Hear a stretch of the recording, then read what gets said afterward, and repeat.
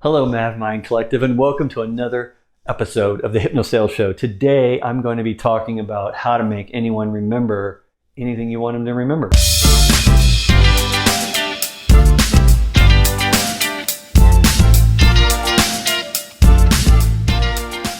If you're like me and you're in a customer sales or customer-facing role, sales or pre-sales or post-sales, typically in that role, because you're following me or watching this because you probably are, typically that's the audience I tend to have watching this content.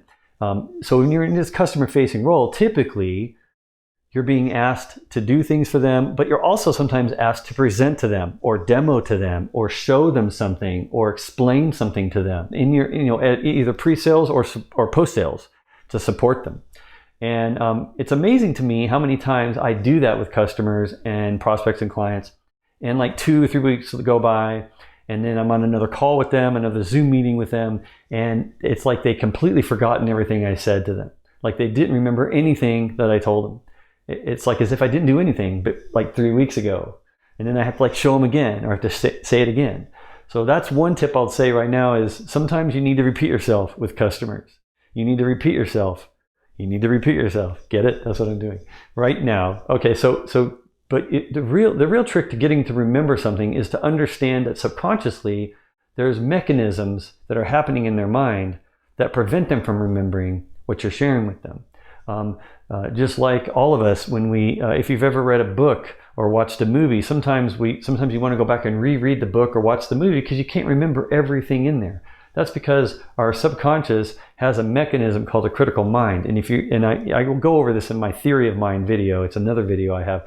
But if you remember that, if you watch that, or you can go watch it later, there's this idea of a critical mind that's filtering. It's filtering all of the inputs from the conscious into the subconscious. And it's basically trying to figure out, for the most part, what to reject. Like if it sees something, it catches something and it goes, I'm not putting that in the subconscious, and it just rejects it. And around age 9 or so is when we all of us in our human development, if we're like the average person, like me and you, average intelligence, average person, typically around age 9, we're starting to develop this filter to reject things. And then as we get older, we continue to get really good, really perfecting the rejection of ideas and things to protect our subconscious from being overloaded with too much information.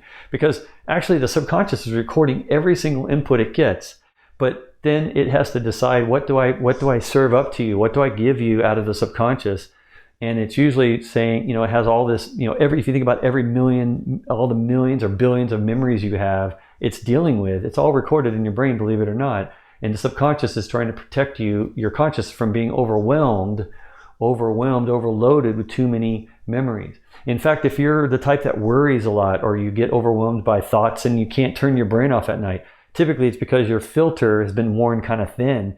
And so then the subconscious is just unloading all this stuff to you all the time because it's dealing with it at a high scale, but your consciousness, that 12% of your mind, is not dealing with it. It's used to letting the subconscious deal with it. And then when it filters up into your conscious, then that's why you're worrying. And the customers are worrying sometimes. They're doing the same. All of us go through this sometimes. And you have to realize your subconscious, this is how it works. So it's no wonder they forget things because they're trying to reject things. We all are trying to reject things that just don't make sense, or we just don't feel like we need it right now in this moment.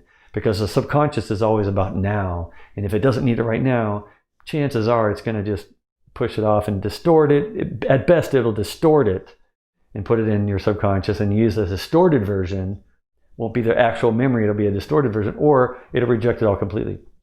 Delete it. It's called deletion. It'll delete it all. That's why they don't remember. So if you want to get someone to remember something specifically, then you have to use this phrase I'm going to share with you. It's 2 parts, just like I always have the unreveal. See if you can guess what the first part is. If you want to get someone to remember, what are you going to say? Maybe you figured it out. You just pull this up and you're going to say, if you only remember one thing. If you only remember one thing. That's the first part. So some people have told me, well, Maverick, when I'm doing a presentation and I want them to remember and summarize, we should do 3 things, right? Remember these 3 points.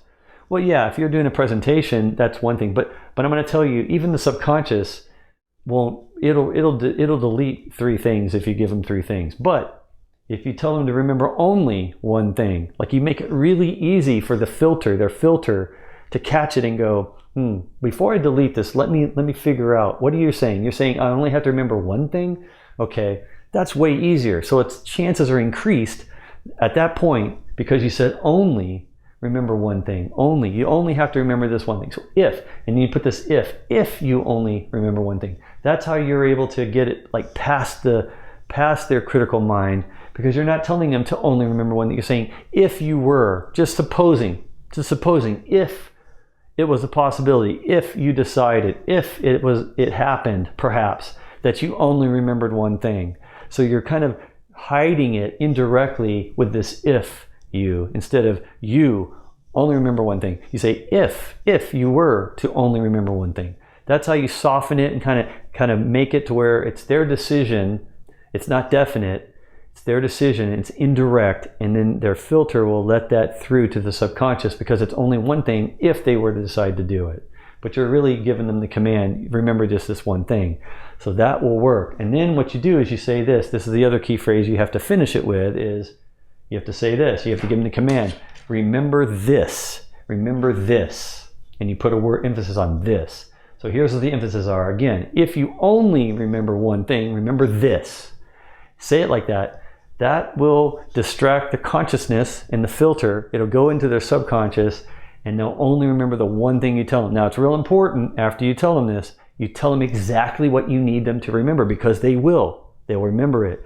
Don't misuse this or just put some frivolous thing because they're going to remember it. So use this wisely in this phrasing, and you'll be amazed at how in the next meeting, you ask, hey, did you remember what I said? They'll say, yeah, I remember. They'll remember the one thing you told them. You didn't give them 3 or 5 things. You didn't just bombard them with a bunch of information that caused them to then put up the defense and then start deleting things, and they're not going to remember anyway. They were overwhelmed.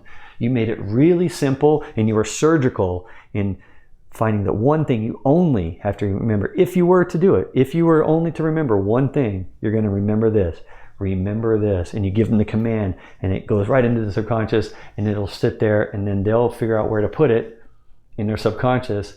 And they may not remember until they see you again. And then if you ask them, they'll say, oh yeah, now I remember, yeah. Or they'll remember the whole time. So use this wisely. Use this to really drive home the point that you want to make to them, and just pick the one thing, the big idea, the big rock that you want them to take with them after the meeting or after the call or whatever it is, to help them be successful, to help them make their decision, to help them guide them and do the right thing and feel comfortable with you and trust you. They'll start to trust you when you start doing this too.